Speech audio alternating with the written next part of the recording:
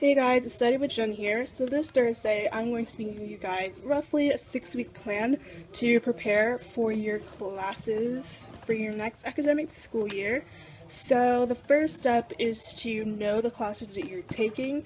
For example, next year I'm going to be taking AP Biology, AP World History, and Pre-AP Chemistry. Those are just 3 of the classes that I'm going to be taking. So make sure that you check with your counselor if you don't know the classes that you're taking. Hopefully by this time you've already talked with your counselor and planned out your schedule, but if not, make sure that you find that out because that's crucial to knowing which classes to prepare for. So your next step is to know which subjects that you feel like you need to prepare yourself in and to get prep books for those subjects. So here I got this biology book. It's not an AP biology book, but it's just a simple biology book that looks really nice. So I got this. I also got a Barron's World History book. I also got a subject test for chemistry. I'm not taking a subject test for chemistry this year, but I just got this because it was related to chemistry and I thought it would give me the best overall look at what chemistry would be like. Now, you don't have to buy your prep books. For me, I just borrowed these from the library and I just plan on renewing them, so you can do that as well. So the next step is to go through each of these books and see if they have a built-in study guide into them. For example, this book had a 6-week study guide, but I'm only using 4 of those 6 weeks. So I just kind of use the same 4-week scale for each of my other prep books. So for example, this book had 23 chapters, so I did 23 divided by 20 days. And my schedule is only from Monday to Friday because I kind of want to save the weekend for YouTube stuff and just having actual fun.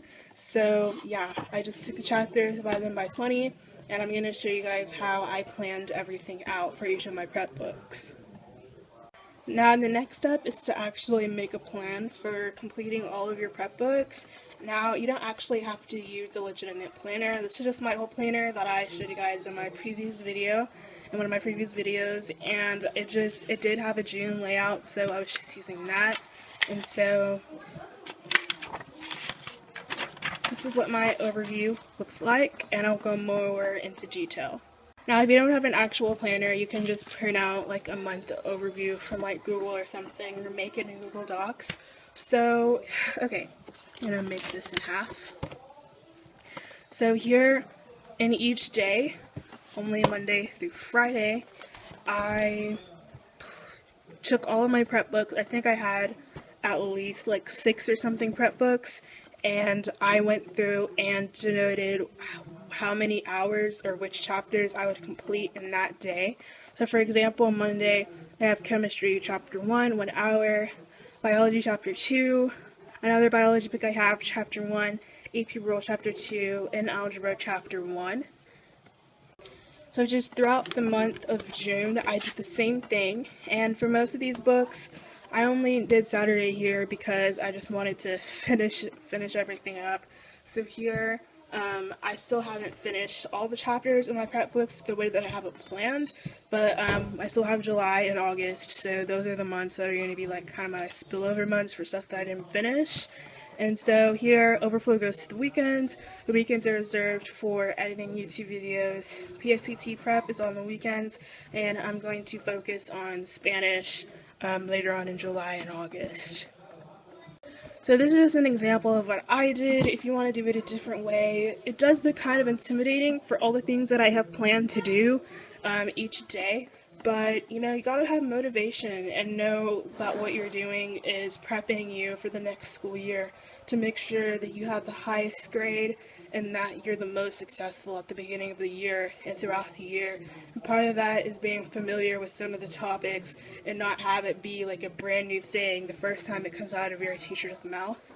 So that's just the main purpose of doing this. Now, a good way to make sure that you stick to this plan is to make sure that you do it with maybe like a friend, or just find a way to keep yourself accountable, because at the end of the day, this is to benefit you and your grades, and you will definitely see an improvement if you do prep for your classes as compared to students who do not prep for their classes. And you do not have to go this hardcore. If you want, you can just do it for like 2 weeks. Look over your previous class notes, see what you could have done better, stuff like that. and you'll just be good. Any type of review is good compared to no review.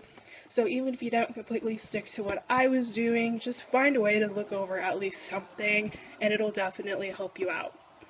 So guys, that's all the tips I have for you to make sure that you can prepare for your classes over the summer well. So if you have any questions about any other methods that you want to use or the method that I use, just let me know, and I'll definitely do study with me to show you guys over the month of June what I'm doing, and I'll show you guys if it's effective or not.